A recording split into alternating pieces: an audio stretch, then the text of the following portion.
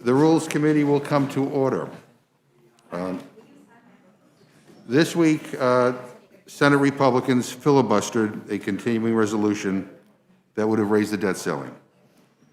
They also blocked giving Democrats the ability to do what Republicans have called for, which is raising the debt with only Democratic votes.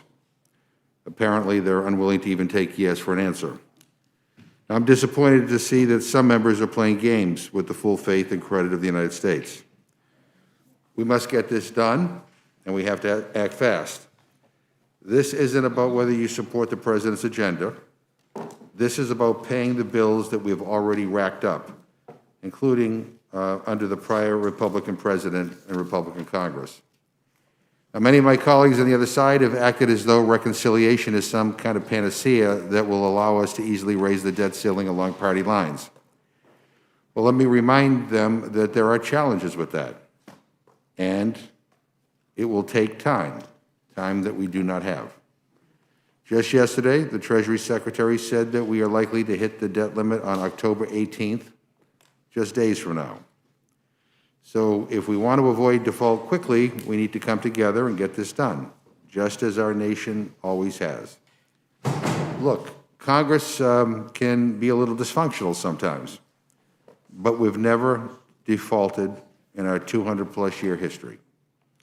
As I said here last week, I voted to raise the debt ceiling under Democratic presidents and Republican presidents, when I was in the majority and in the minority, because America pays its bills. We always have, and we always should. There is no ace up our sleeve here. The only way to prevent a default quickly is to pass a clean and simple bill to lift the debt ceiling, and that's what we should be considering. I've heard the comments by the Senate Minority Leader and many Republican members, but cooler heads need to prevail here. I hope they take this second chance to do the right thing for our economy and the American people and prevent a totally avoidable economic meltdown. Let me now turn to the ranking member for any comments he wishes to make. Thank you very much, Mr. Chairman. Our hearing today covers one item on very short notice. The bill before us today would suspend the debt ceiling through the end of 2022. Just last week, House Democrats passed a continuing resolution that included a suspension of the debt ceiling. As expected, that bill is stalled in the Senate precisely because it includes the suspension of the debt ceiling. Having hit their heads against a brick wall once, the majority now is seeking to once again slam their collective heads into that same wall. Mr. Chairman, I don't know how Republicans can be more clear on this topic. So long as this majority insists on spending money like drunken sailors on shore leave, probably unfair to drunken sailors on shore leave, Republicans will not help them to lift the debt ceiling. This year alone, the majority's already rammed through a partisan $1.9 trillion spending bill, supposedly about COVID relief, but really about a long list of partisan progressive policies. And this week, the majority is seeking to shove through another massive spending bill, which looks poised to clock in above $3.5 trillion, and which, if passed, would be the single most expensive piece of legislation in history. All of that comes on top of normal federal spending, which will cause our already huge deficit to spiral even more out of control. All this spending is the majority's prerogative. They control the House, the Senate, and the presidency. If they want to spend taxpayer dollars on big government socialist boondoggles, they can certainly do so. But they also shouldn't be surprised when Republicans decline to join them in their spending spree. After all, the majority has the power to lift the debt ceiling on their own. And if they want to keep spending money in this way, they and they alone must act. With that, I yield back. Thank you very much. And let me just say, I think it's clear that we will have to act alone. The question is, I think what has many of us puzzled is that why won't the Senate Republicans allow there to be a clean up or down vote? I mean, Democrats will carry it. We don't expect any Republicans to vote for it, which is unfortunate. I remember the days when Kevin McCarthy said, and I got a tweet here from like 2015, when the United States makes promises, it keeps them, which is why the House voted today to avoid the threat of debt default. But I guess he's changed his mind. That's fine. I don't understand it, other than maybe he just doesn't like the current president. But again, 97% of the debt we're talking about here was accumulated not under Joe Biden, but under his predecessor. And that's just a fact. I didn't like the tax cut bill that Republicans shoved through this Congress. I thought it was a giveaway to wealthy individuals and big corporations. It racked up an enormous amount of debt. I still voted to raise the debt ceiling because, as much as I hated those policies, as much as I thought they hurt my constituents, nonetheless, I didn't prevail. And we had an obligation to make sure that that those bills that were accumulated under the prior president were paid for. The idea of not paying for bills just because we didn't like his policies, I think is the wrong way to go. But in any event, we're happy to carry this alone. But the idea is these procedural motions to try to make it impossible don't seem to make a lot of sense to me. But I am happy to welcome our witnesses here today, the Representative Beyer and Representative Rice. We are delighted that you are here. And I'm happy now to recognize the gentleman from Virginia, Representative Beyer. Mr. Chairman, thank you very much. I really appreciate being here and addressing this right now. Defaulting on our federal debt would create a financial crisis at least on a par with that of 2008. So catastrophic economic damage, millions of jobs lost, businesses shuttered, and a banking system in chaos. I hear my Republican friends on Ways and Means all the time talk about how much they're concerned about small business. This would be a disaster for small business in America. Mark Zandi, who's the nonpartisan economist at Moody's, predicts that if this default happens, there will be a loss of 6 million jobs, an unemployment rate of 9%, elimination of $15 trillion in household wealth, and a decline in real GDP of 4%. Jamie Dimon, JP Morgan Chase's COO, said that such a default, quote, would cause an immediate, literally cascading catastrophe of unbelievable proportions and damage to America for 100 years. Default would likely prompt a lasting downgrade of the country's credit, which drastically increases costs for car loans, for mortgages, for loans to small business, student loans, credit card bills. It would affect every American. And the debt limit, doesn't incur new debts. It just allows payment for existing debts. Mr. Chairman, as you said, 97% of these debts were necessitated by spending in the prior administration. I haven't checked, but I think the ranking member rules voted for most of those things. The CARES Act, the big act at the end of the year. And he was right to vote for it because we had to bail out the American people, but now we have to pay for it. Yesterday, Secretary Yellen announced that by October 18th, we're going to exhaust all the extraordinary measures and the cash on hand leading towards default. It's no accident that NASDAQ fell 2.8% yesterday, the biggest drop since March. The whole markets are worried like crazy. In just 3 weeks, the Treasury Department will be unable to pay a substantial portion of its bills in full and on time. That means nearly 50 million seniors will stop receiving their Social Security checks for a time. Troops, whom we all want to support, will go unpaid. Millions of families who rely on the monthly child tax credit will see delays. And the current economic recovery would reverse into recession, the last thing any of us want, with billions of dollars of growth and millions of jobs lost. This is a clean suspension. It doesn't actually lift the debt ceiling. It just suspends it for a little more than a year till the end of 2022. And it helps us avoid a default that's going to cost billions of dollars. This whole notion that Republicans can't vote for it because we're working to fulfill the president's agenda is empty and silly. First of all, these are their debts, not ours, that we are trying to pay for. They run the tab up and then walk away. And the Build Back Better bill is fully paid for. On our Ways and Means, we raised, we don't know what the final number will be, but we put out there enough money to pay for every single penny. So the deficit doesn't rise. There's no additional inflationary pressure. Probably the most important part, though, is it seems to me, I'm trying to choose the word carefully so that I'm not overstating, but unreasonable If you look at the debt limit has been raised 78 times since 1960, 78 times, 29 times with a Democrat in the White House and 49 times under a Republican president. So at least 49 times with a Republican president, we Democrats have come together to help you lift that debt ceiling so that they could pay the bills. And now the shoe's on the other foot for a little while and you're resisting.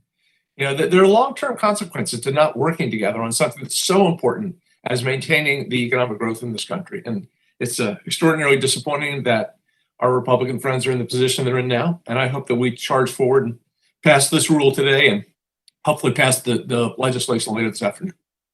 And with that, Mr. Chairman, I yield back. Thank you very much.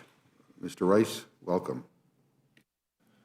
Thank you, Mr. Chairman. Thank you, Mr. Ranking Member. Happy to be here with you today. My question, first of all, about this bill is why now?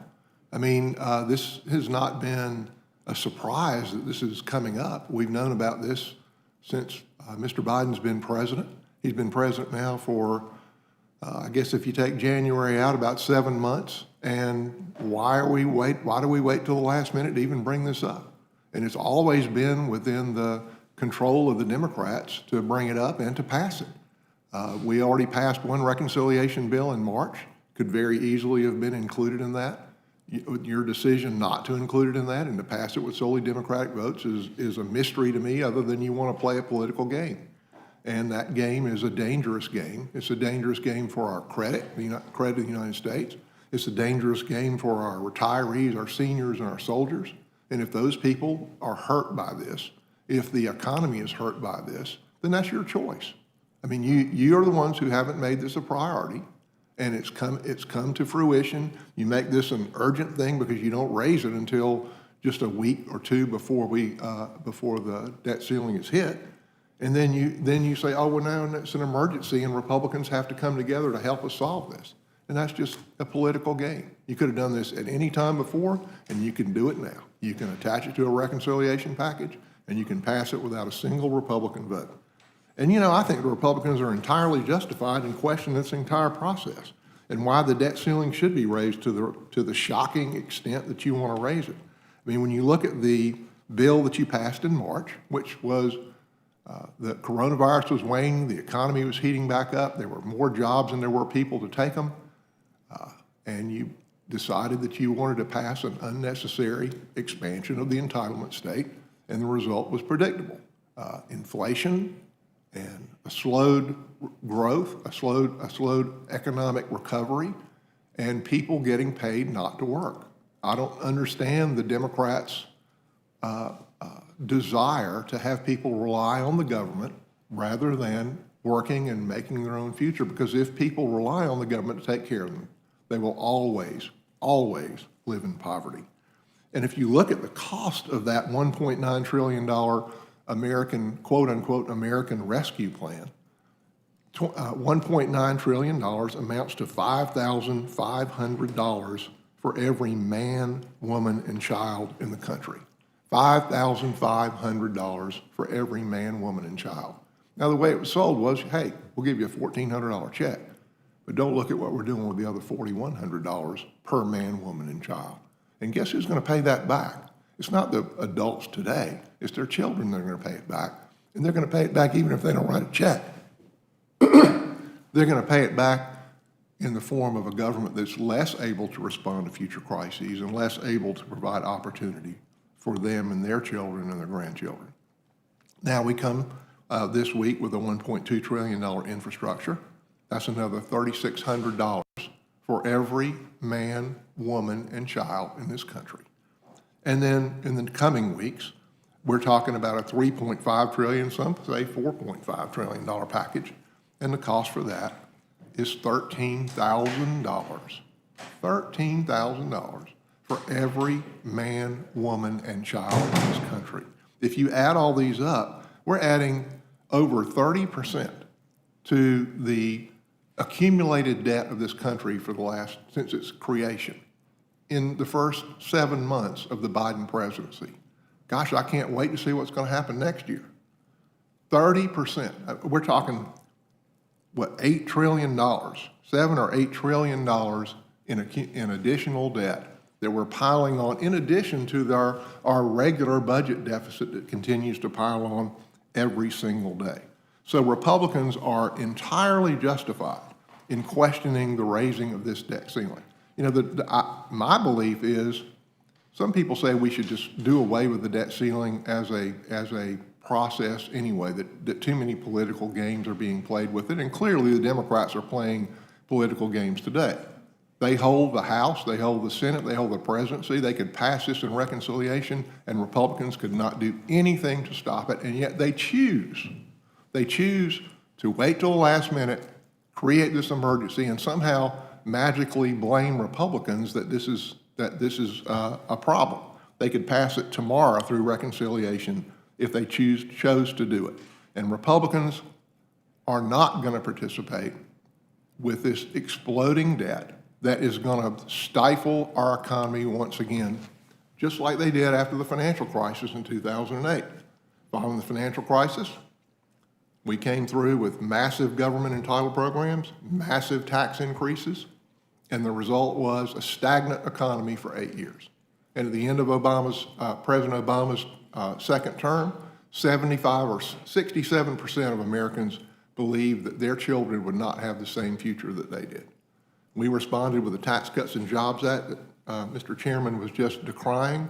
The result of the Tax Cuts and Jobs Act in making America competitive, trade competitiveness, regulatory competitiveness, was, you know, I don't understand why Mr. McGovern is upset about it, because we had record lows in unemployment across every demographic.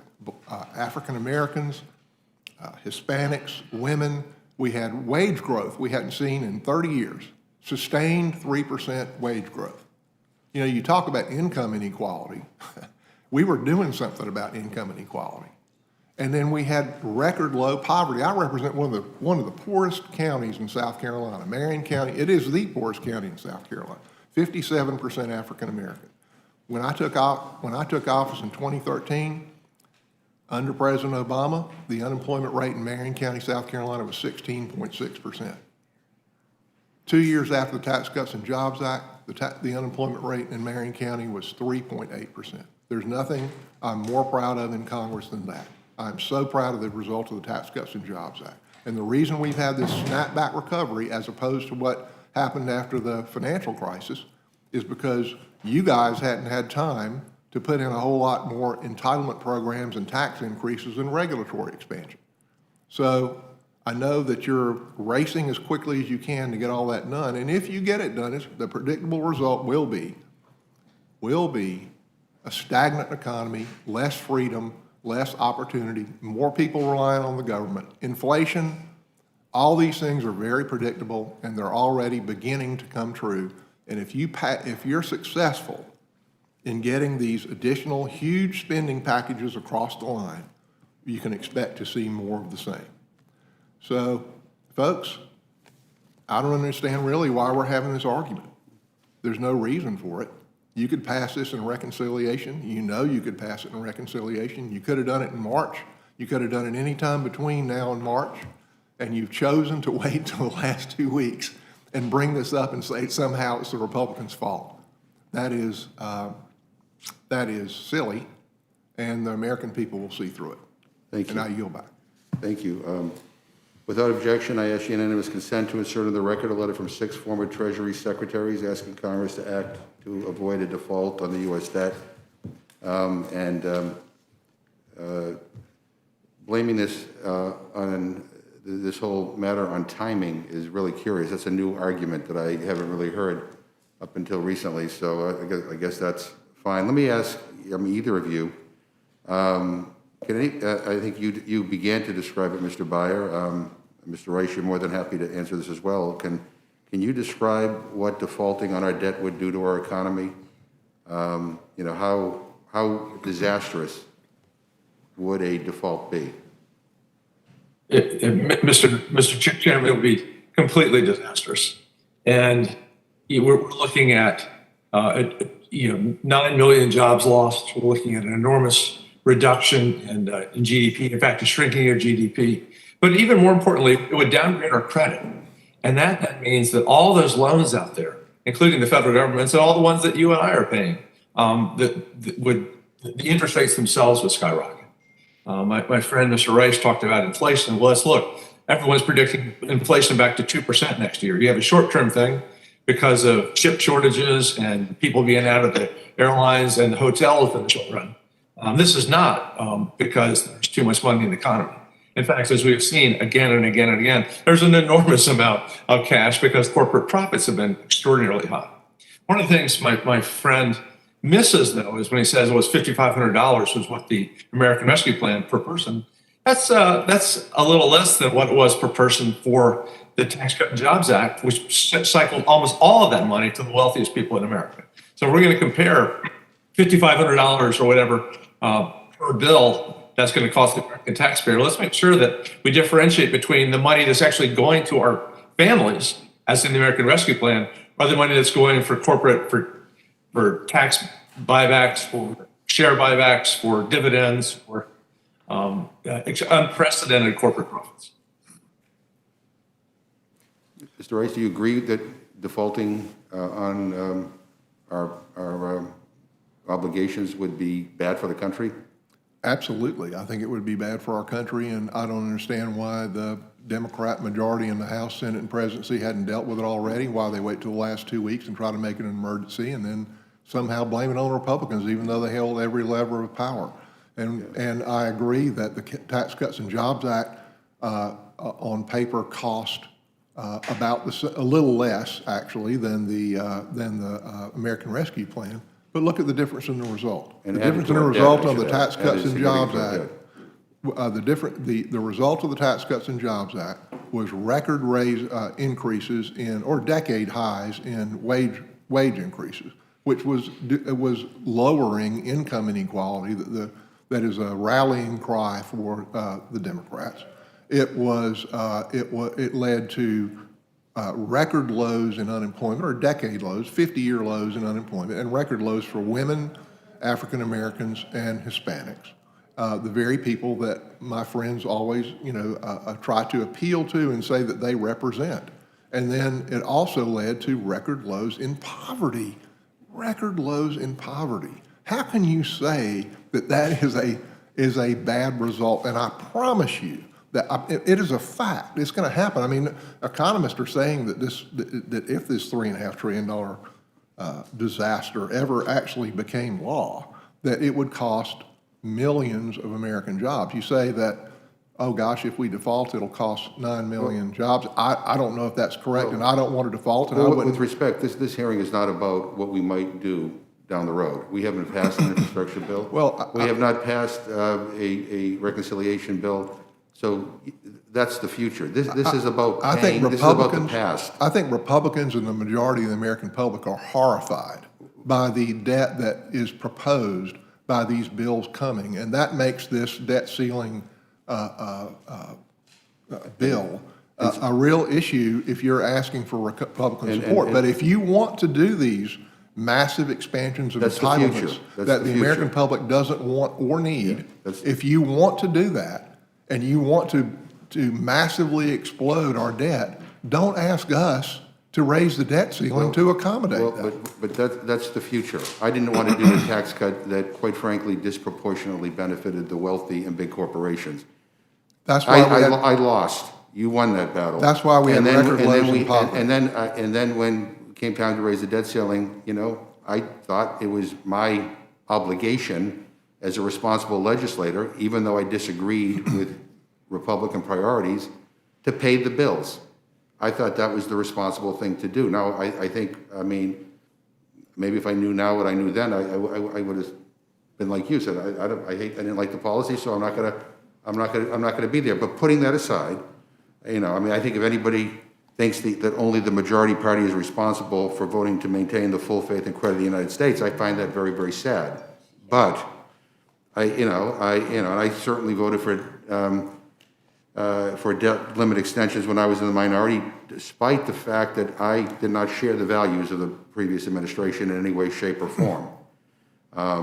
And you know what? And I get it. I don't expect a single Republican to do what I think is a responsible thing to do here, no matter what you think about. Again, 97% of what we're talking about is what Republicans and the Trump administration accumulated. This is not even, we're not even talking about Biden except for a small piece, but putting that aside, at the very least, I get it, we don't want Republicans to have to do anything here. So when the Can we- Obama- If I can ask the question, can we agree, at the very least, can we agree that members of the Republican Party should not actively try to cause a default? And by that I mean, would you agree that, yeah, have Democrats carry this, but, you know, to not, to urge your colleagues in the Senate to not use the filibuster, not use the 60-vote threshold to try to try to make it impossible to do this. Now, You have if you want to do reconciliation, I mean, here we are where we are, right? If you want to do reconciliation, with all due respect, it's going to take a whole new process. we are where you put us. Yeah, well, We are where you put us. So in other words, And I think reconciliation was available in March. It's been so in other available ever words, since March. you agree that Republicans should actively try to cause a default. I mean, that's the I mean, the deal here is That is absolutely not the case. you want the Democrats to carry it. have a Democrats will clear carry it. path if Democrats they will carry want it. We'll to. vote for it. I'll vote for it. I think every Democratic senator will vote for it. I mean, we have the votes. But there are procedural mechanisms, as the gentleman knows, that make it more difficult because you waited until the 2 weeks before the So you're default perfect. to You're bring it perfectly up. fine. You're perfectly fine. Accommodating your political strategy here. No, I'm not. Yeah, I think, I guess what's frustrating about listening to you, Mr. Rice, here today, and then I yield to my colleague, it seems like you're more interested in punishing Democrats than in preserving our credit. And I think that is something that I'm having a real tough time getting my head around, because I don't want to punish Democrats. I'm flummoxed by why you waited so long to bring this up. I don't know why you wanted to create this emergency. Yeah. Because it's entirely of your creation. Yeah, all right, I whatever. I mean, we can. Yeah, Mr. Byer, do you want to add anything before I yield? Because Yeah, I do. I'm just trying to think of the 78 times that the ceiling was raised to prevent default. And to the best of my knowledge, not one of them was done under reconciliation because Republicans and Democrats worked together to raise it. This is the first time. And on the wage growth now is as fast as it was after the TCJA. But even more importantly, poverty fell the greatest this summer in the course of history, including living half of our children out of poverty. Poverty is at a record low right now. And my friend from South Carolina keeps talking about the additional debt. No, he was with us in the 40 hours of ways and mean markup when we passed all the revenue measures to pay for 100% of this reconciliation bill. So, but by the way, it'd also be interesting to go back and look at the 78 times, how many times it was done at the end of the process. Because the nature of Congress is to do it when it's actually necessary, not 6 months or a year ahead of time. In 2010, You'll know. Democrats increased the debt limit by party line votes, with Democrats in control of the White House and both chambers of Congress. In 1993, Democrats on a party line vote used a reconciliation process, which included job killing, tax hikes, and an increase in the public debt limit. It's been done before. It'll be done again. You could have done it 6 months ago. I don't know why you hadn't done it till now. I guess mistakenly, I should say that. I think it's still the responsible thing to do. I voted to raise the debt ceiling when Republicans were in charge and when Donald Trump was president. So, I mean, whatever. But like I said, that we, and again, I understand. I mean, you want this to be a party line vote? We could live with it, right? I'm just simply saying that when procedural measures are being invoked on the other side to deliberately put a roadblock in place to get to a point where we could pass this with a majority, I think that's not about having Democrats carry it. That's about actively cheering on a default, which I think would be disastrous for this economy. And I'm happy to yield to Mr. Cole. Thank you very much, Mr. Chairman. Just point out that when the debt ceiling was sent over to the United States Senate, it wasn't sent by itself. it was attached to a lot of other things to try and force Republicans to vote for the debt ceiling. So let's not, kid ourselves that the choices have not been political on both sides to some degree. Mr. Rice, I want to discuss a point that my colleagues on the other side have really made throughout the discussion. The speaker said, and our dear colleague on Sunday night, that, quote, the debt limit's a shared responsibility, and I urge Congress to come together in that spirit on a bipartisan basis, as it has in the past, to protect the full faith and credit of the United States, unquote. Let's look at the record. The last 5 times that Congress voted on raising the debt ceiling when Republicans controlled the White House, the Senate, and the House, Majority Leader Schumer only voted for it once. President Biden never voted for it at all. Vice President Harris voted for it once. And the House Democratic leadership, with all due respect to my friend the chairman, also voted for it only a single time. So Democrats have picked and chosen when they wanted to participate in raising the debt ceiling, and they certainly didn't help us when all the power was in our hands, just as now all the power is in their hands. So, Mr. Rice, given that record, don't you think it's a little disingenuous for Democrats to continue to say that Republicans need to come to the table and vote for a debt ceiling increase when Democrat leadership did no such thing when this House was under Republican control, and when we are, as you pointed out in your remarks, greasing the skids for an explosion of spending in both an unpaid for infrastructure bill, or partially paid for, I should say, and a partially, at very best, reconciliation bill that we both know is going to explode debt, raise taxes, slow down the economy, as you pointed out very eloquently in your opening statement. I completely agree with you, my friend, and also, as you eloquently pointed out, the debt ceiling has often been attached to bills to try to get support on both sides of the aisle, by both sides of the aisle.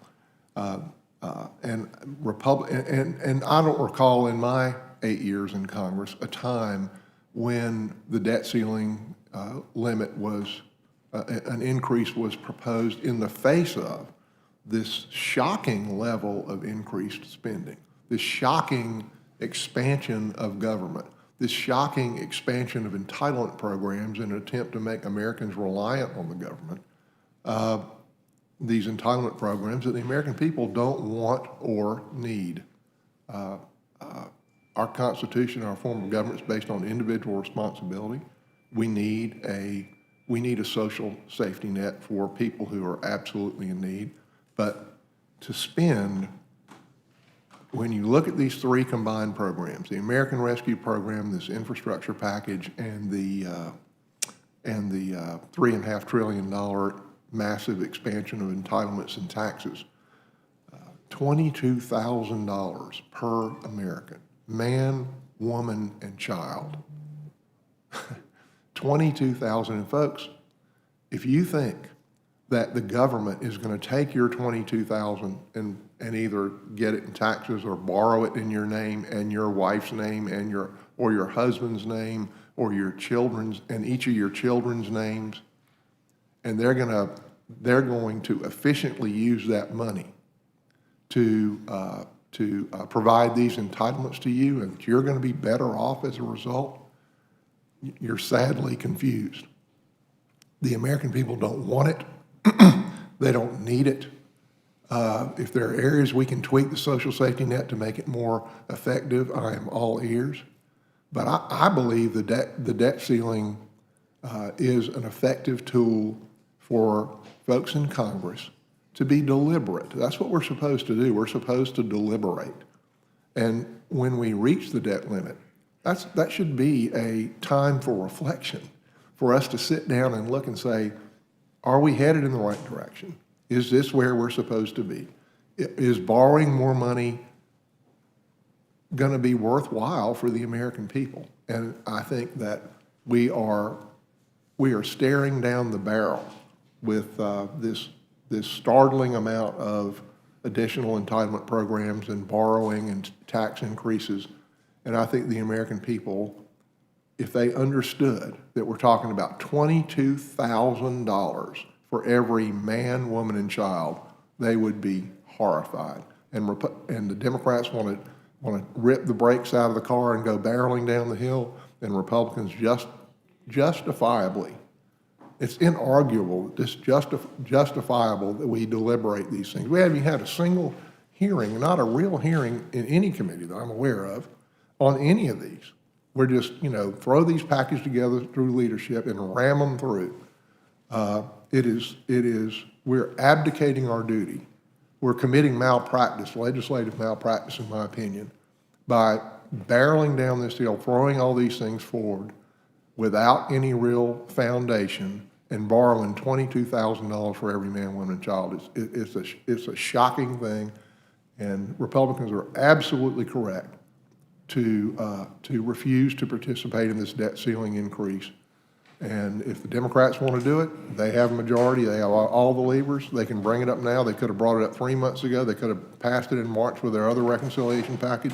Why they want to create this process, I don't understand. I guess they see some political benefit in creating this emergency, but it is entirely created by them, and they can solve it themselves. And there's no reason for a government shutdown. There's no reason for a government default. But if it did happen, it was because they decided, folks, that you're not their priority. I yield back. Well, I voted to increase the debt ceiling under both Republican and Democratic presidents in the past.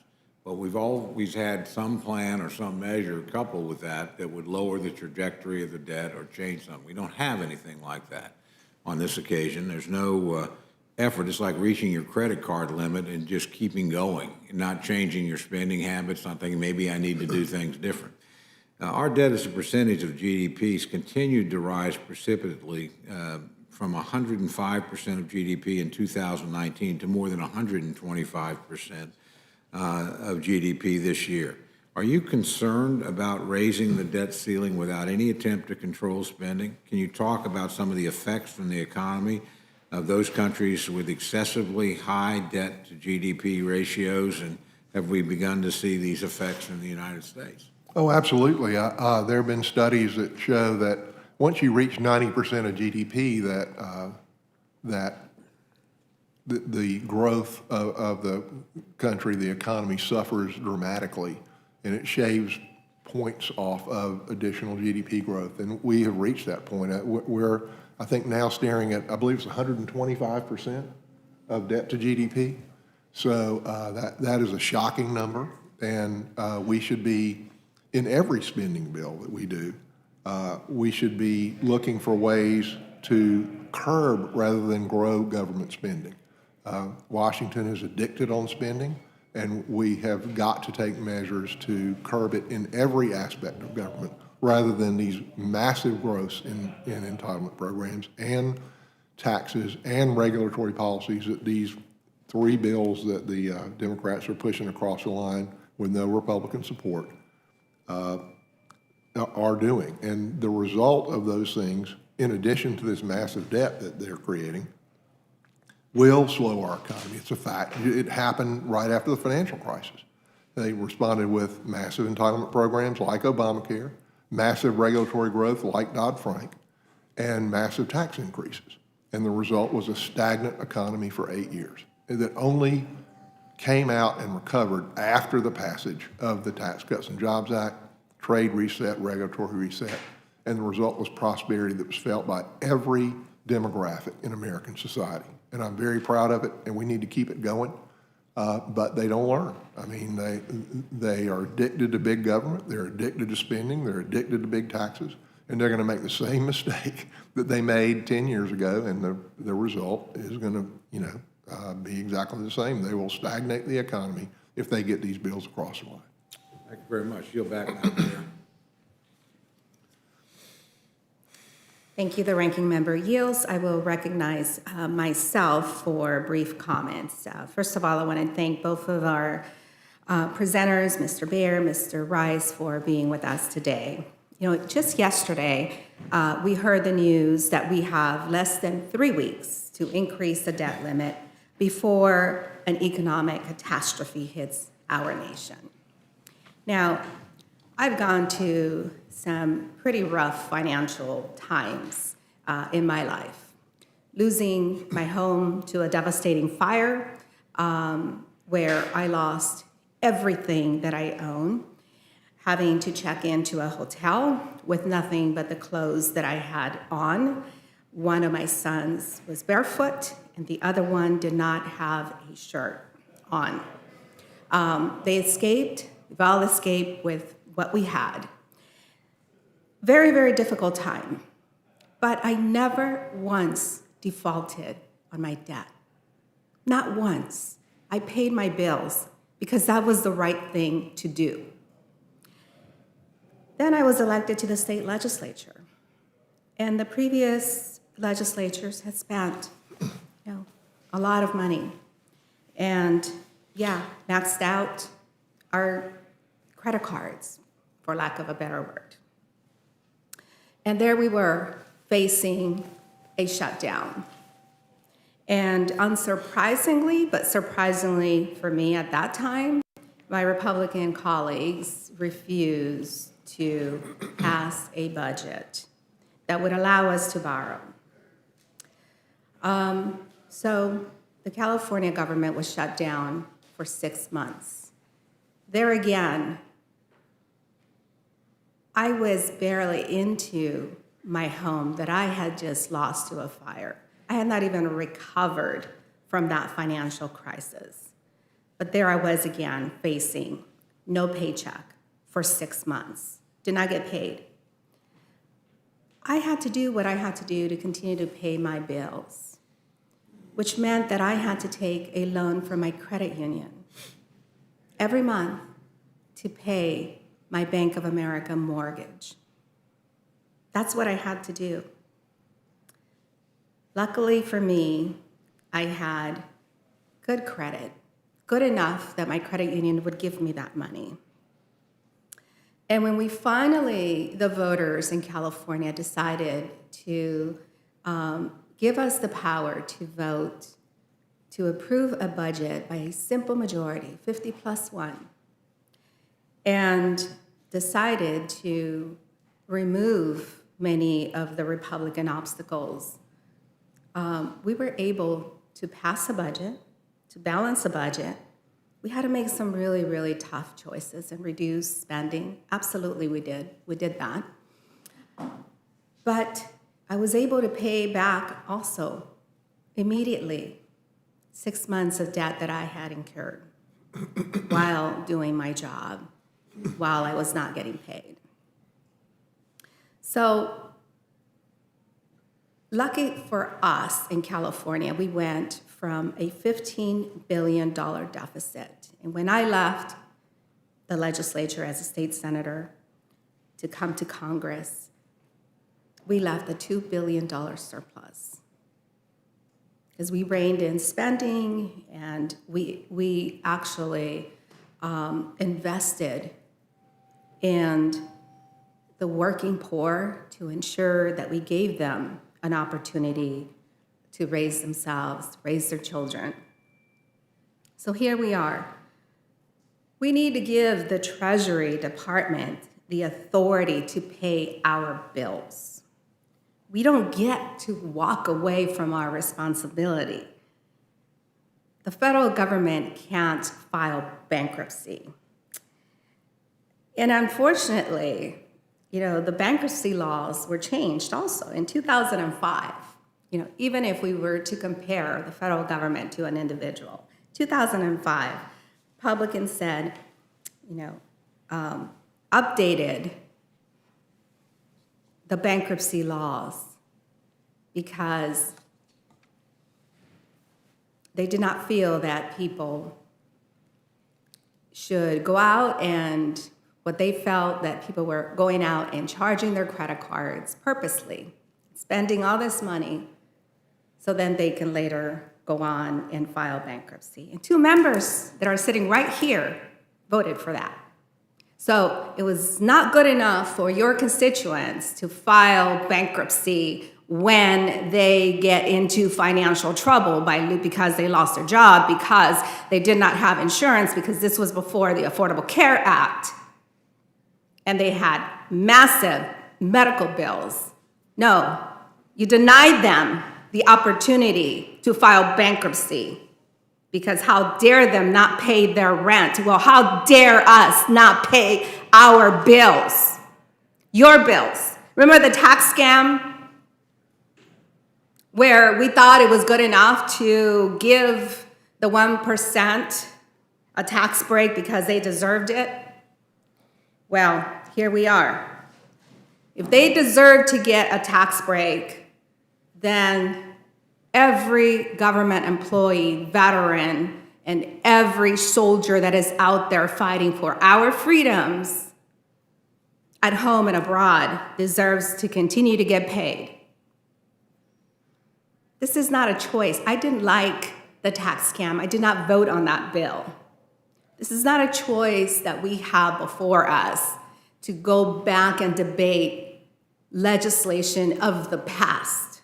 The choice that we have in front of us is to be responsible members of Congress, duly elected members of Congress, responsible people to vote, to pay our bills, to give authority to the Treasury to pay our bills.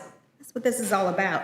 It's not about what we're going to do in the future. It's not about what has already been done in the past. Many of our colleagues that will be voting on this today or tomorrow or whenever we bring it up, we're not even here to support those measures. You know, it is really unfortunate that we forget how a government shutdown will play out. Not in our politics. It's not about us. It's not about our reelection. It is about consumers. And the losers in this, when we lose our credit rating, is if you're a brand new homeowner, if you are someone who is trying to buy a home right now, and we shut down the federal government, and the interest rate is increased as a result, that's not on the backs of the responsible people that pay their bills. That's on the backs of the people that refuse to pay their bills. We don't walk away from our responsibility. We face it head on. I know that we can do this because we did it in California. And everybody, when our government was shut down, everybody laughed and pointed and said, there's the 5th largest global economy, and people that hate us because they ain't us, piled on that shame. It's regained its, economy, its value, its credit rating. It's a great state.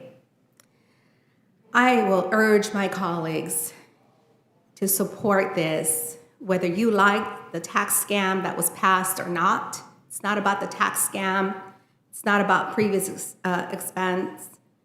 It is about paying our bills.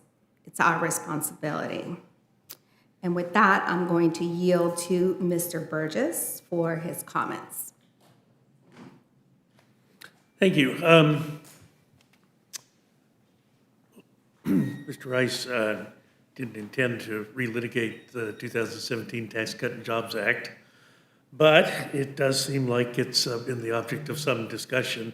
You, of course, were on the all-powerful Ways and Means Committee that wrote that legislation. If I recall correctly, the scoring of that legislation was dependent upon the economy only growing at some low rate, which in fact wasn't reality, and had the pandemic not intervened, you were very likely to be in excess, which has been reflected in the remittances to the government in the tax code. So would you care to revisit that just a little bit and help us remember why the bill was scored the way it was and what likely would have occurred had the pandemic not intervened?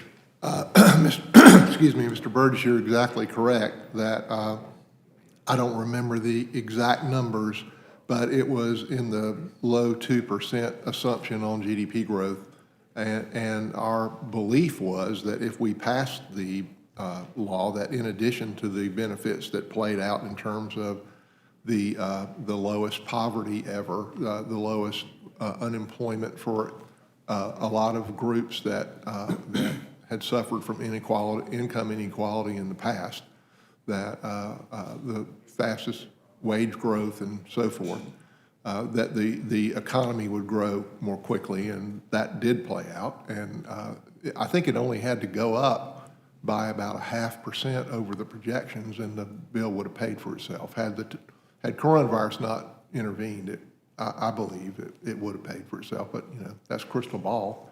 Yeah. Well, let me ask you this, because since we all have such short memories, do you recall a phenomenon of what used to be called corporate inversions? Yes, sir. Can you remind us what a corporate inversion was? Well, that's because companies couldn't afford to operate here and compete with companies that were operating in other places that paid lower taxes.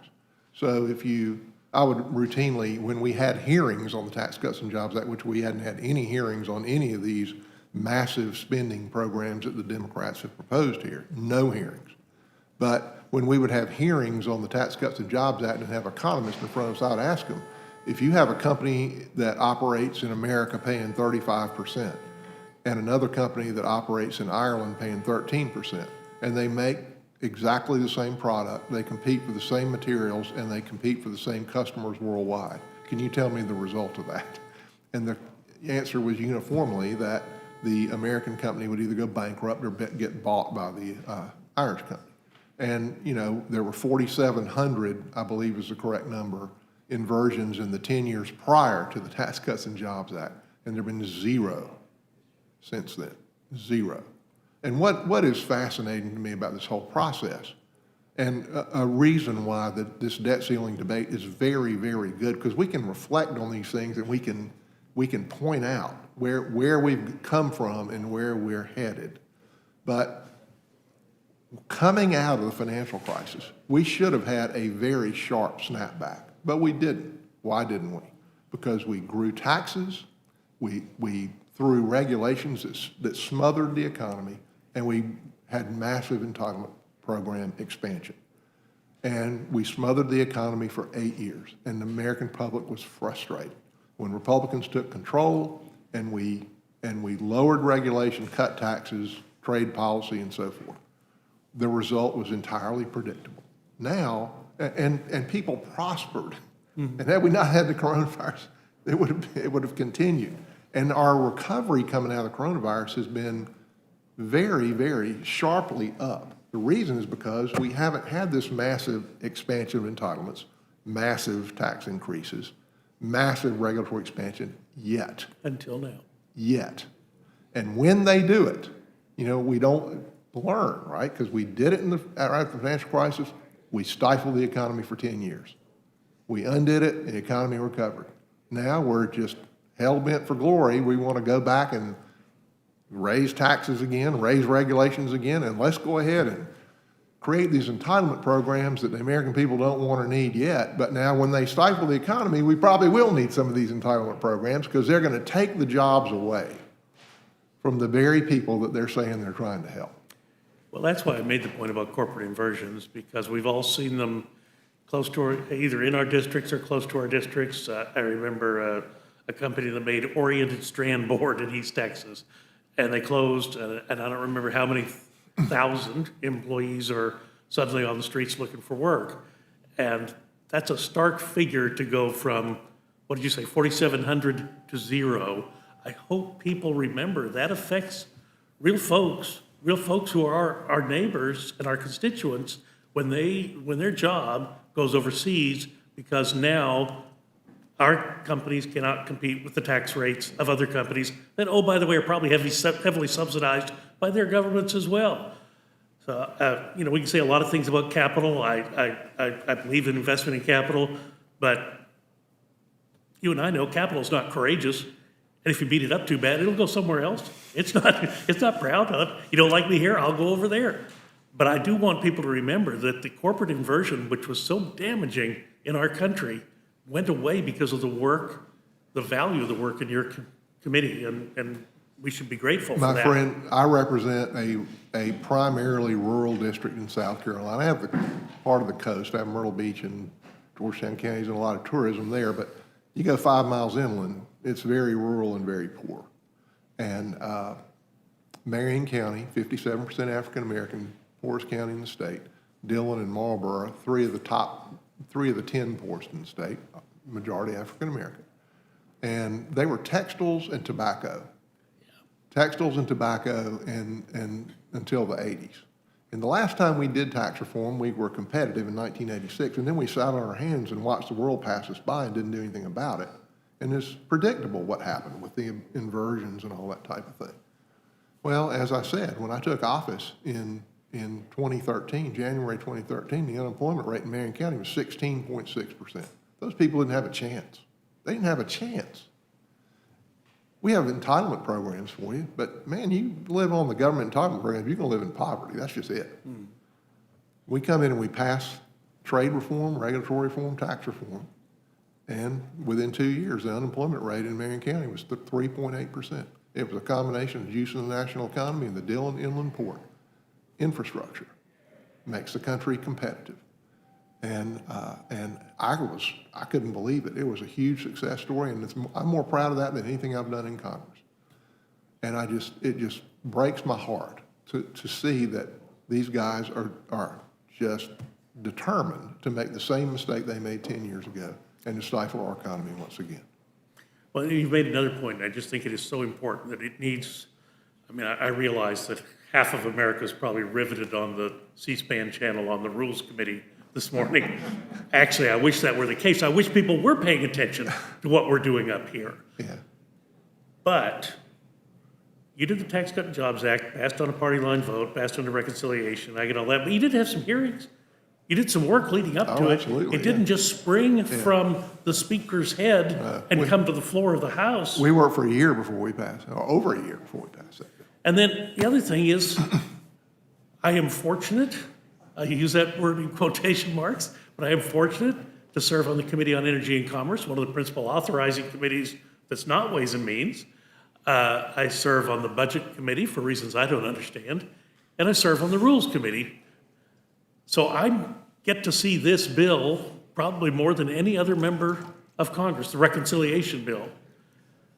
And all we've had are markups. We have not had any hearings.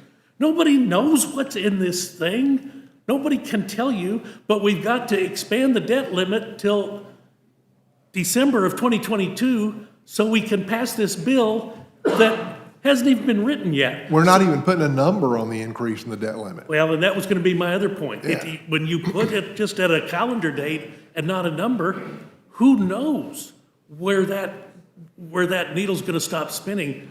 So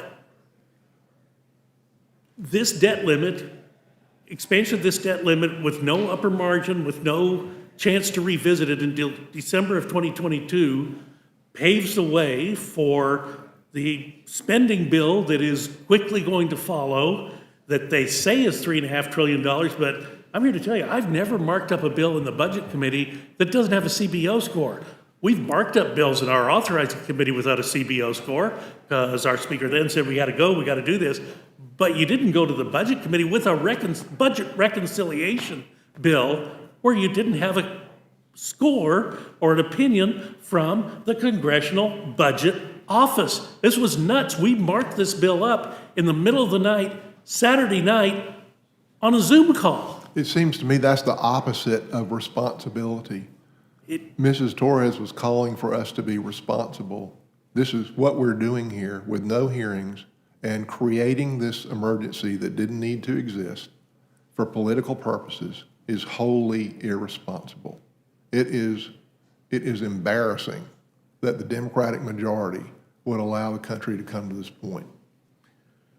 Well, and you can identify, it's like everything else, follow the money and you see where the payoffs are. You can see where the special interests are going to get their coffers filled.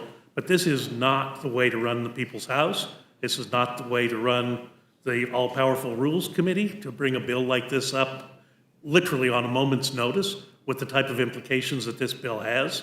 I think I agree with the ranking member that we should not be doing this today. If we're going to have the debt limit, then let's have an open rule. Let's let everybody talk about it on the floor because there's a lot riding on this. Again, I hope the half of the country that is glued to their televisions today, not watching The Price is Right, but the Rules Committee understands just the enormity of what is happening here this morning. Folks at home, this is not George Clooney, I'm Tom Rice, okay? What? I said, I'm not George Clooney, I'm Tom Rice. I know people get confused. Yeah, I know. Don't you hate that? I want to thank our witnesses for being here this morning, again on short notice. And we always great enjoy, pleasure. we always enjoy hearing from members of the Ways and Means Committee, and I'll yield back. The gentleman yields. Before I recognize Mr. Raskin for comments, I just want to reinstate that today's debate is about raising the debt bill. It's not our debt. It is not about a transportation, an infrastructure bill. It's not about the president's bill. It's about nothing else than raising the national debt. So, there was a comment about, businesses leaving, manufacturers leaving our country. Many of people left because they left to countries that have no minimum wage, no labor standards, no wage standards, no environmental standards, no building standards, and we come to find out that in many cases there were child labor issues also. Mr. Ruskin, I will recognize you for your comments or questions, but you need to turn on your camera.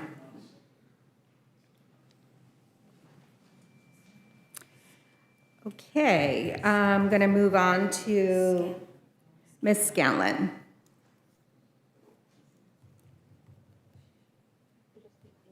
Thank you very much. This debate feels like exactly why the American people hate Congress. I mean, we have bills to pay. We have to get it done. We need the debt limit raised, and so we should do it. It's irresponsible and kind of whining to say, oh, well, it's the wrong timing. I obviously support the underlying bill, and I look forward to passage. Mr. Byer, was there anything you wanted to add at this point?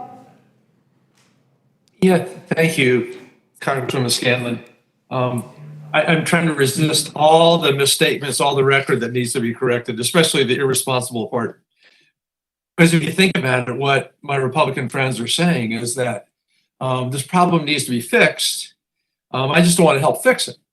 It's equivalent to having the house is burning down. You say, well, I don't want the house to burn down, but I'm not going to pick up a hose or do anything about it. My friend from South Carolina and I both voted in September of 17 to raise the debt limit. I'm sure most of us on this call that were here then. And we did it right before the enormous $2 trillion TCJA. So there's just bottom line is that a no vote on this bill is a vote to wreck the economy, to cause recession, and it costs millions of Americans their jobs. It's very simple. And as Ms. Torres said, this is not about the bills to come, and it's not even about the huge run-up in debt, the largest in history under Donald Trump. This is about making sure that we can pay our bills in the weeks to come. Thank you for that, and I would yield back. Gentlewoman yields.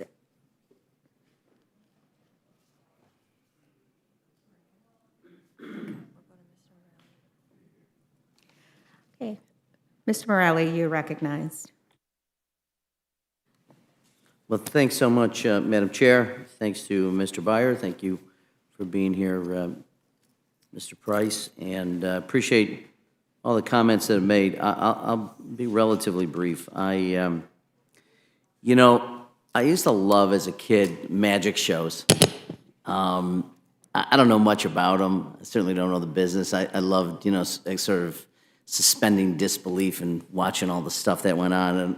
And although I don't know much about it, I gather most of it involved, if it was really good, sort of a sleight of hand, but it involved distraction. So you'd sort of, look over here, but the thing's really over here. And I feel a little bit like I'm watching, with all due respect, sir, a little bit of the grand old party's magic show. So we'll talk about Biden and we'll talk about spending, but we all know that a relatively, de minimis amount, 3% of what we're talking about has been, as a response to things that have happened in this administration. And look, I'm not, I know we on both sides, we like to talk about what everybody else did to add to the national debt. I mean, we're all responsible, maybe not individually, maybe we weren't here, but I think collectively, we've seen over the decades what we believe are in the interest of the American public. And I think Chairman McGovern said it well. He didn't agree with the 2017 tax cut. Sure didn't vote for it, but has been prepared to make sure that we stand behind the national needs and the responsibility of the national government. So I find that, I'll admit, frustrating. I also, you talk about timing, but I'm not going to lie, and I won't ask you to answer this, the distinguished gentleman, Mr. Price, but I suspect that the timing doesn't really have anything to do with your vote. I suspect if we were doing this in March, you wouldn't be any more inclined to vote for it than you are right now. I won't ask you to answer it, but so I think raising the timing of the issue, and it is funny though that you said we could have seen months ago this was coming, but months ago Joe Biden had literally just taken office. So I think that in some ways that undercuts your argument because you're basically acknowledging that most of the work that we're doing now to raise the debt ceiling were for bills that we encumbered much longer ago.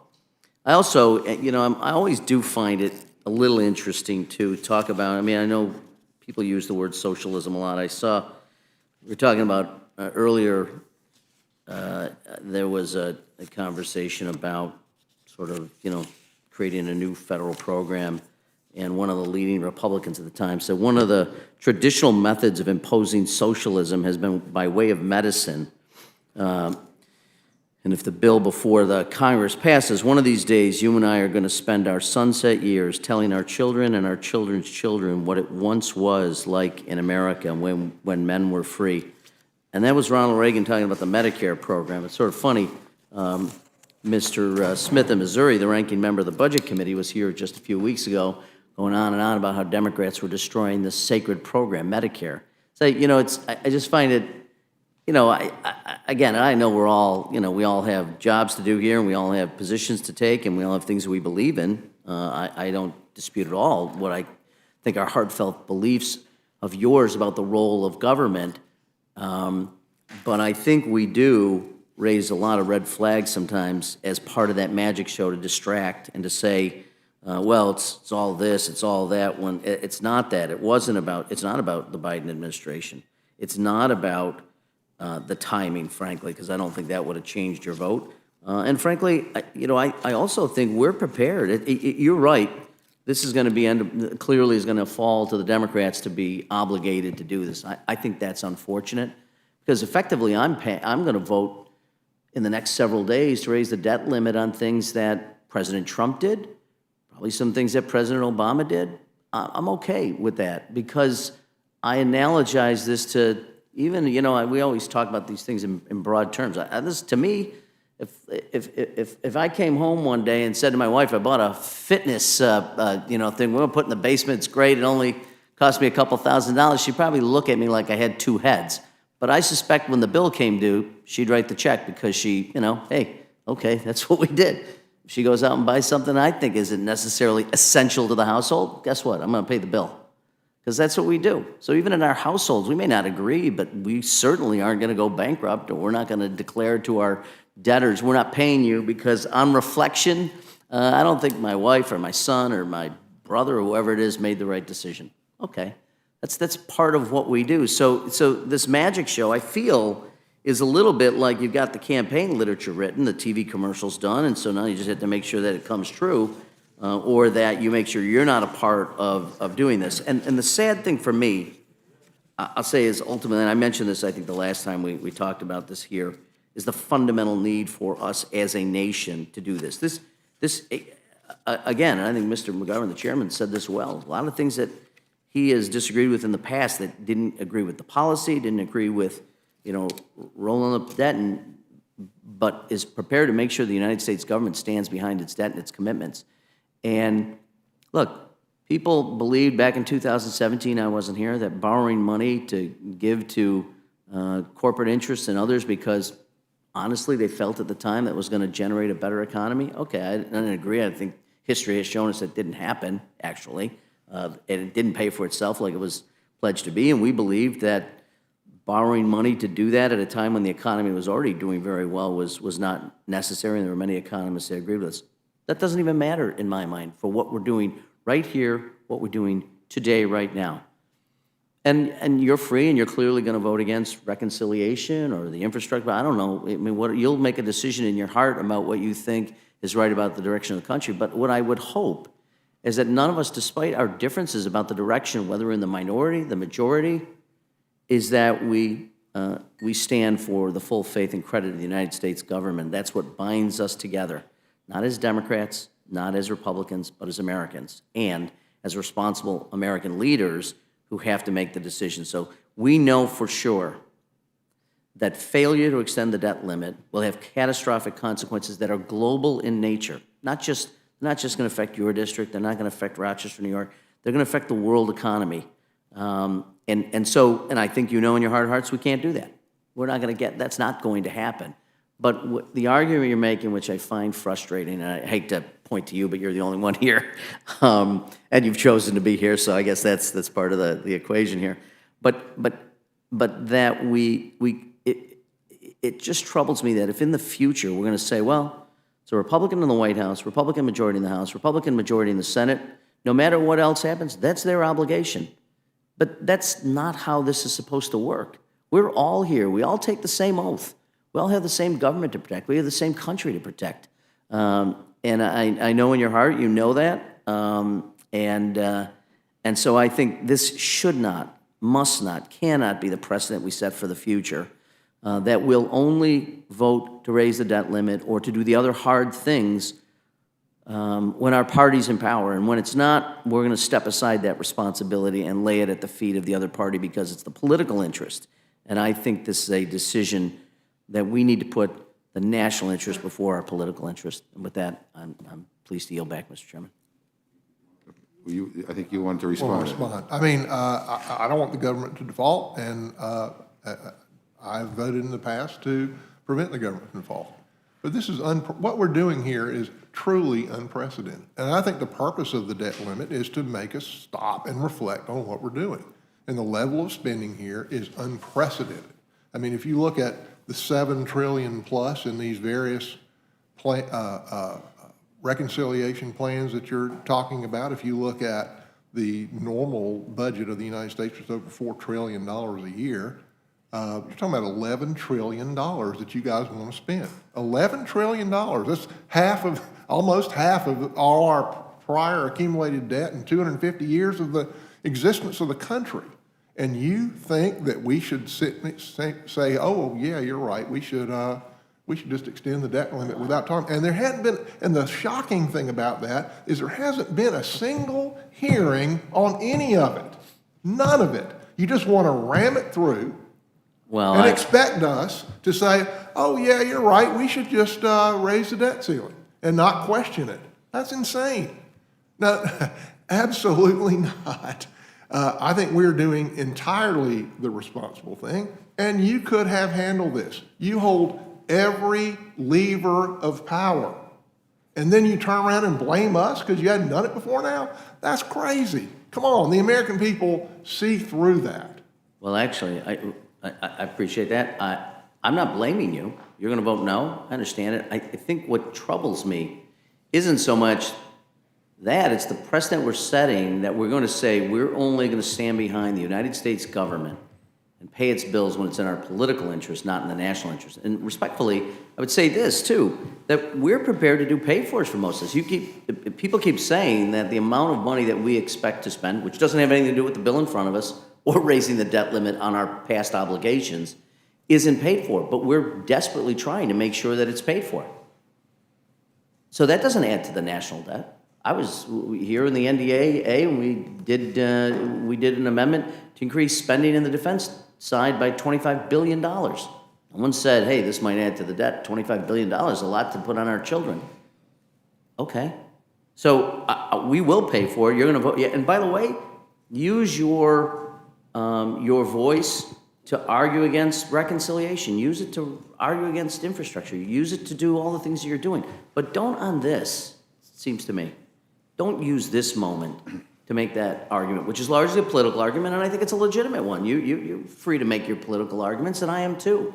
But when it comes to full faith and credit of the United States government, it has catastrophic potential consequences on the national and world economy, then I think it's just a bridge too far for me. That's just my opinion. Well, I hear you, and my response to that is, don't wait until 2 weeks before the default and create a false emergency and then expect everybody to fall in line in the face of all this massive spending with no hearings. Well, again, sir, I don't mean to be argumentative, but I don't think the time, I mean, you can talk about the timing, I get that. I mean, that's one of your talking points, but if we had brought this up in February and said we know this debt limit's coming up and it's gonna come up in September or October, we don't know exactly the timing because you never know how quickly money's going out, money's coming in, okay.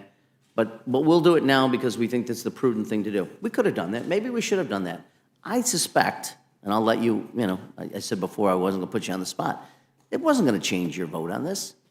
I don't think. So you wanna raise it, okay, you want to say that we brought it to the precipice, which, by the way, is I suspect what the precedent has been every time the debt limit's been raised. It's probably almost always on the precipice of default. Maybe not.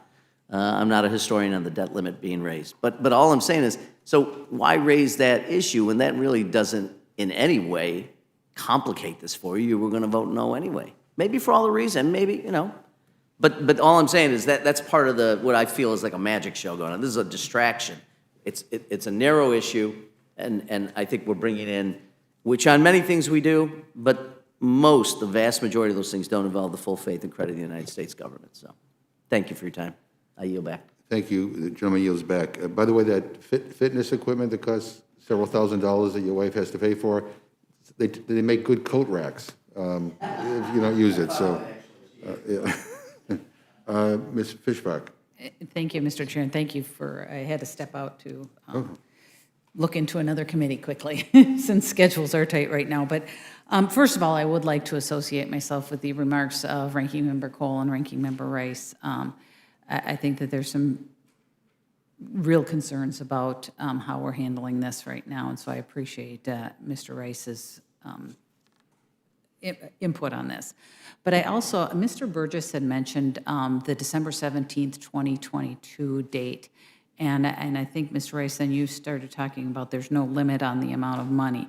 And I'm wondering if you could talk a little bit more about that, explain it a little bit. This is my first debt limit debate, and so I'm kind of curious as to know if that date is typical, that we usually extend these over a year. In particular, is there any significance to that date? Or if you could talk a little bit more about that and the significance of no dollar limit in the bill.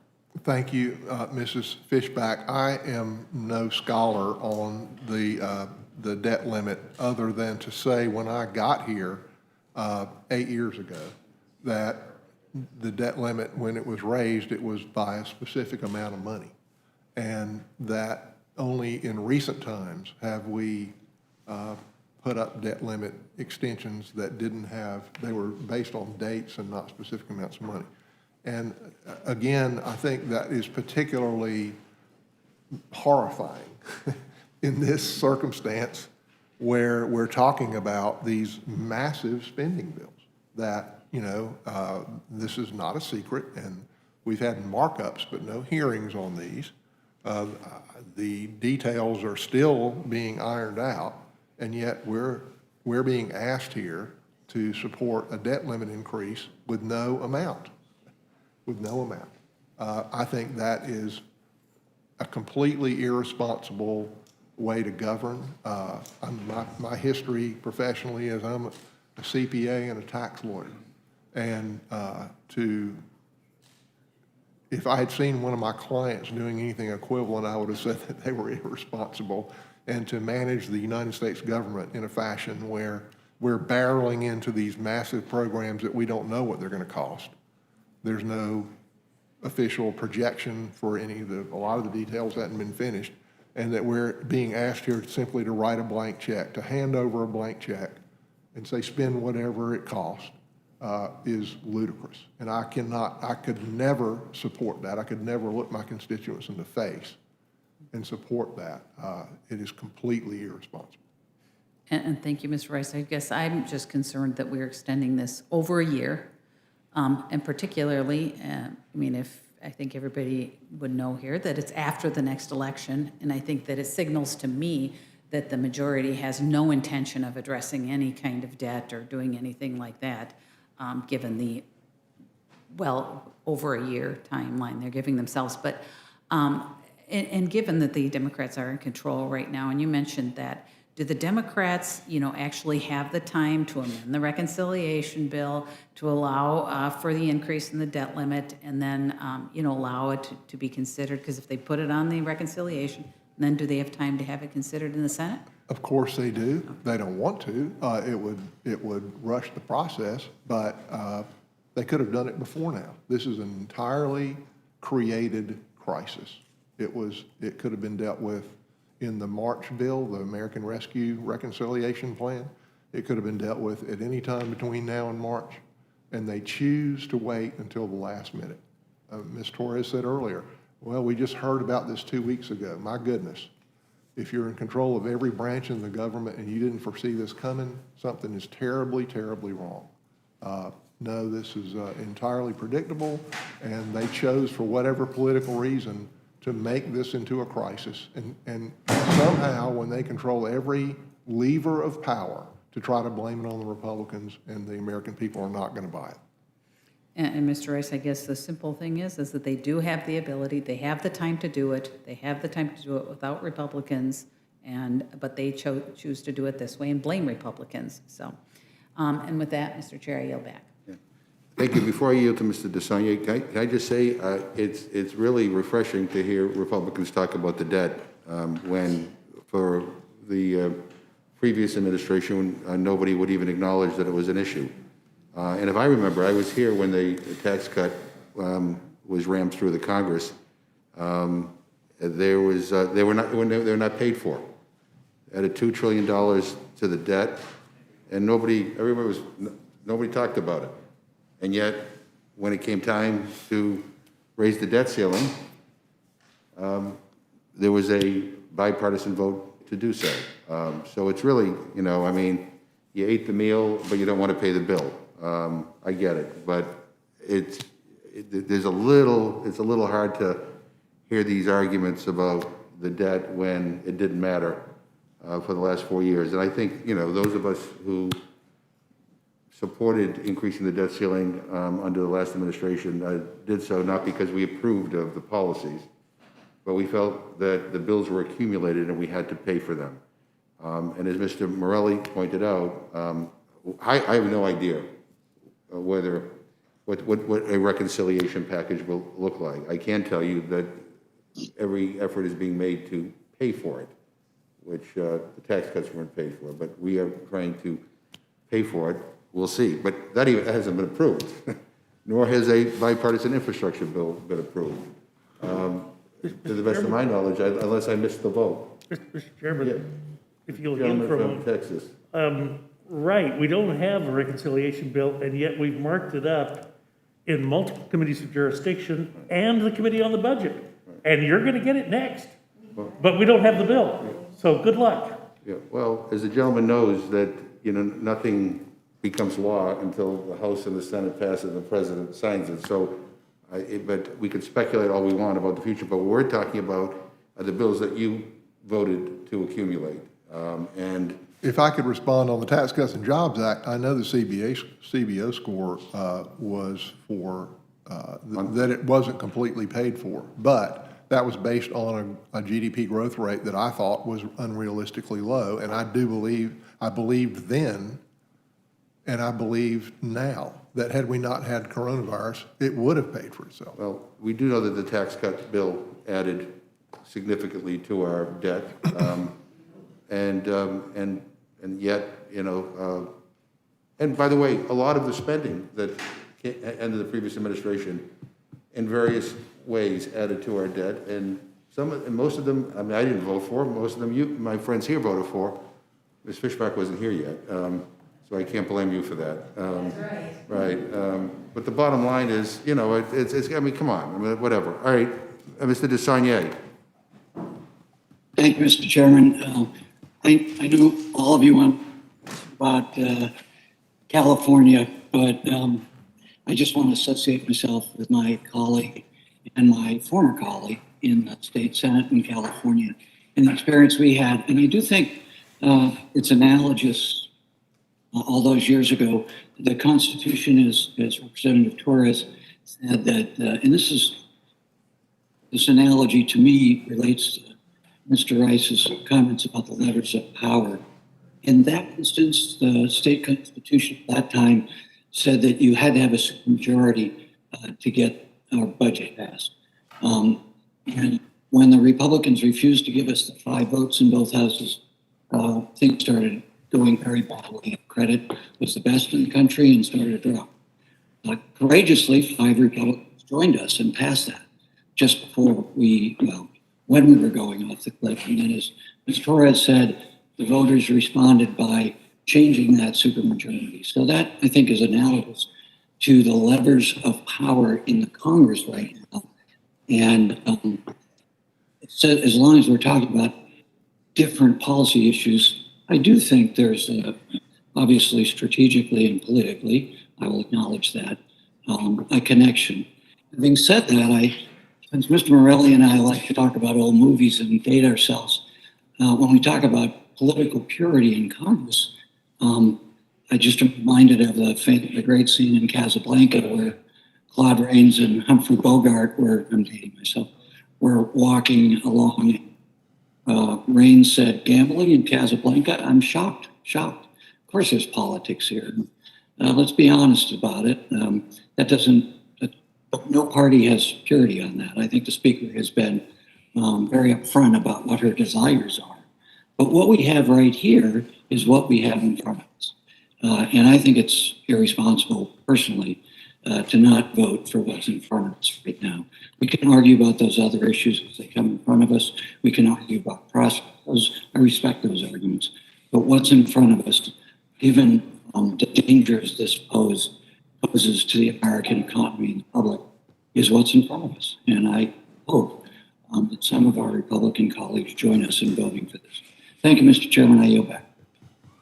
Thank you very much. Ms. Ross. Thank you, Mr. Chairman, and I just want to associate myself with the remarks of our colleagues and the serious concern about injecting partisanship into this process. I will say I took an oath to uphold the Constitution, and we have a constitutional duty to honor the full faith and credit of the United States of America, and I will gladly vote for the rule and vote to raise the debt. I take my oath seriously, and with that, I yield back. Thank you very much. Mr. Neguse. Okay, I don't see anybody else. Anybody else? Anybody in the audience? No, just, then I think we are done. Listen, I get it. The Republicans are not going to vote for any of this. That's fine. I think my only request is get out of the way so we can pass it and get it done. And with that, I thank our witnesses for being with us. And that, anybody else wish to testify today? On S-1301, seeing none, that closes the hearing portion on S-1301. And we are going to, without objection, the committee stands in recess subject to the call of the chair, and I think it's going to be very quick. I think it's hopefully not going to be very long. But we will. Look, if you could stay, what I'm going to say is stay for 2 minutes so I can make a phone call, and then I can let you know, all right? But you're only downstairs, so you can make it back up. You can come back up in 2 minutes.